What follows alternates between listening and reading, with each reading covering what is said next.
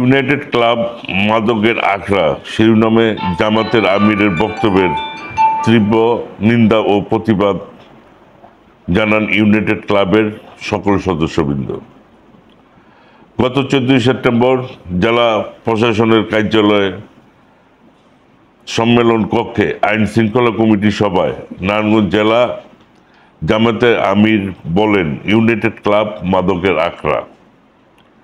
আমরা এই বক্তব্যের তীব্র নিন্দা করছি ও প্রতিবাদ জানাই।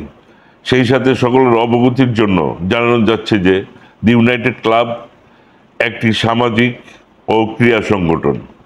প্রায় 70 বছরের পুরাতন একটি ইতিহাস বহন করে এই ক্লাব। এই ক্লাবে সামাজিক বিচার আচার, ফ্রি মেডিকেল ক্যাম্প, শিশুদের টিকা প্রদান সহ ইত্যাদি সেবা প্রদান করে আসছে। এছাড়া করোনাকালীন সময়ে ধর্ম বর্ণ নির্বিশেষে খাদ্য সামগ্রী, নগদ অর্থ সেবা দিয়ে মানুষের পাশে থেকেছে। এছাড়াও করোনাকালীন ভ্যাকসিন প্রদানের জন্য সুব্যবস্থা করে দিয়েছে এই ক্লাব। এই ক্লাব সকল শ্রেণীর মানুষের সদস্য রয়েছে। এখানে মানুষ সময় কাটানো ও বিনোদনের জন্য আসে। এই ক্লাবে gym, restaurant, lounge, community centre, এমনকি নামাজের ঘর রয়েছে।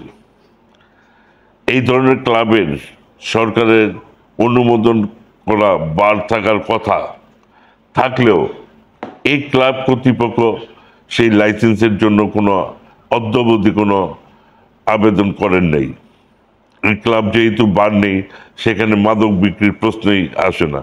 আইন শৃঙ্খলা কমিটির মতো গুরুত্বপূর্ণ সভায় একটি দলের প্রধান এমন মিথ্যা বানোয়াট অভিযোগ, যা ক্লাবের সম্মান নষ্ট করার একটি অপচেষ্টা করেছেন বলেই ক্লাব কর্তৃপক্ষ মনে করে। তাই তাকে ভবিষ্যতে এই ধরনের মিথ্যা বানোয়াট তথ্য দিয়ে বিভ্রান্ত না করার জন্য ক্লাবের পক্ষ থেকে অনুরোধ জানানো হলো এবং তার এই মিথ্যা বক্তব্য প্রত্যাহারের অনুরোধ জানানো হলো। তৎকালীন এসপি ছিল, পুলিশের প্রধান ছিল নারায়ণগঞ্জ জেলার জনাব হারুন সাহেব। হারুন সাহেব এই ক্লাবের থেকে একটা মাসোহারা এবং এই দিকটা সে প্রত্যাশা করছিল। আমরা নেপথ্যে হচ্ছে এইটা যে আমরা সেটা, কারণ ইউনাইটেড ক্লাবের সদস্যদের চাঁদা হচ্ছে অনলি 200 টাকা। তার ডিমান্ড আমরা পূরণ করতে অক্ষম হয়েছি। আসলে আমরা সামাজিক লোক, সমাজের মধ্যে আমাদেরকে বাস করতে এবং সামাজিক এবং ব্যবসায়ী লোক আমরা। তো বিভিন্ন সময়ে বিভিন্ন নেতা কর্মী, তাদের সাথে আমাদের ছবি থাকতেই পারে। যেহেতু আমাদের এটার অবস্থান নারায়ণগঞ্জ 4-এর এমপি সবাই আসতেই পারে এই ক্লাবে। হ্যাঁ, তো এর জন্য তো আমরা তাড়িয়ে হতে পারি না। তো রিজভী সাহেবের সাথে আমার, তাই বলে তো আমি বিএনপির বড় নেতা হয়ে যে জ্ঞানী। উনি একজন শ্রদ্ধেয় ব্যক্তি, ওনাকে রিকোয়েস্ট করবো যে প্লিজ আপনি একটু আসেন। আপনার মধ্যে একজন বিচক্ষণ ব্যক্তি, আপনার মুখ থেকে মাদকের এই জিনিসটা বের হবে।